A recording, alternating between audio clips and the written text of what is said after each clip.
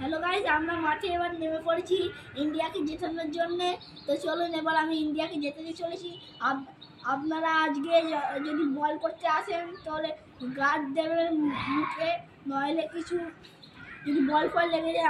আমার ব্যাট কিন্তু খুব ভালো চলে, যদি একবার মুখে লাগে ব্যাস পতল।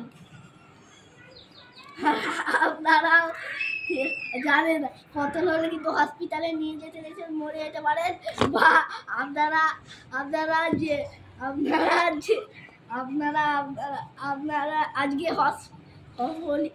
হোলি মানে এই মানে দোল উপলক্ষে কিছুদিন হসপিটাল বন্ধ আছে, তাই আপনারা মাঝ রাস্তায় মরে হয়ে যেতে পতলা তুলতে পারেন।